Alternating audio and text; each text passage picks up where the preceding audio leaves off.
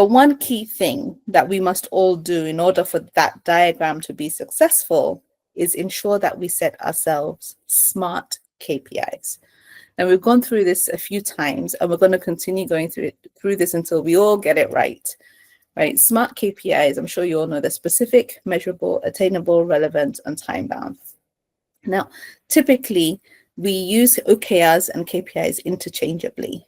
But in the real sense, an OKR is, or they are measurable goals that track our outcomes, the company's outcomes, and the outcomes of the respective practices. That's what an OKR is.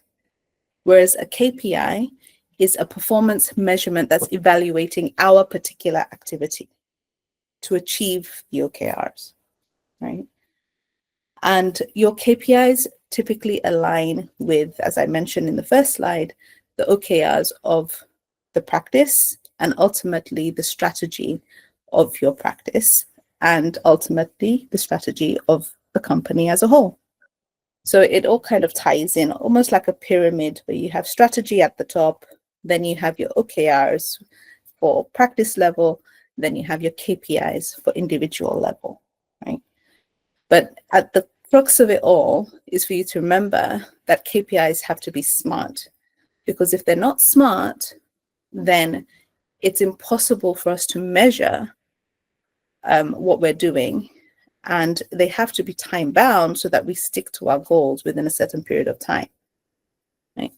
The other thing that's important for everyone to note is that going forward, if there are KPIs that are not smart uploaded onto Seamless, we will not be appraising you on that particular KPI. We'll just skip it entirely. So it's very important that you plug in your KPIs properly from the very beginning, because that sets the tone for the rest of the year. Now, for all the line managers that are out there, I want us to reaffirm that it's not about being liked, right, as a person.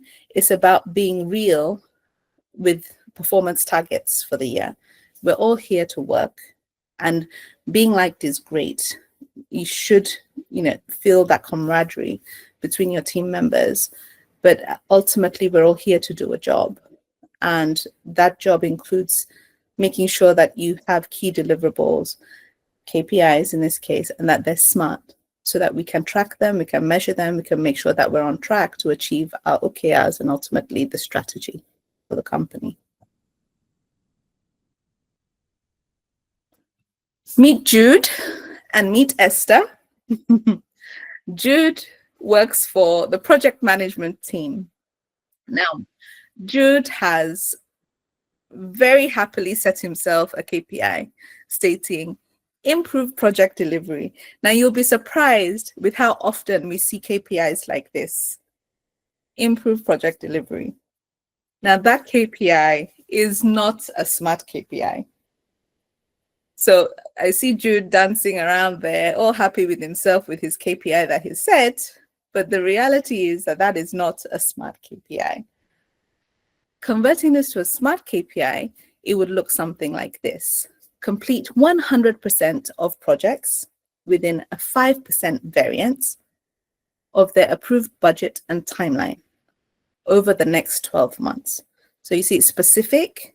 You have to complete 100% of the projects. You only have a variance of 5% for budgets and timeline, and it has to be done within the next 12 months. So that way, this is very smart, right? Then on the other hand, we have Esther. Esther, who works with the research team. Now, Esther has put in her KPI, and she's also feeling very proud with herself. She wants to improve her research output. But improving a research output is a very vague and generalistic KPI. And again, you'll be surprised how often we see KPIs like this. So a SMART version of this would be publish at least 3 peer-reviewed journal articles and submit 2 grant proposals by Q4 2025. That way, it's specific, it's measurable, right? You have the measurement metrics, 3 peer-reviewed journals, 2 grant proposals. it's relevant, and it is time bound. So please, I hope these are helpful. Please do use these to make sure that you understand what a SMART KPI should look like in the context of your work. And if you don't, at any point in time, reach out to your line managers or reach out to any member of the people team, and we'll be happy to help.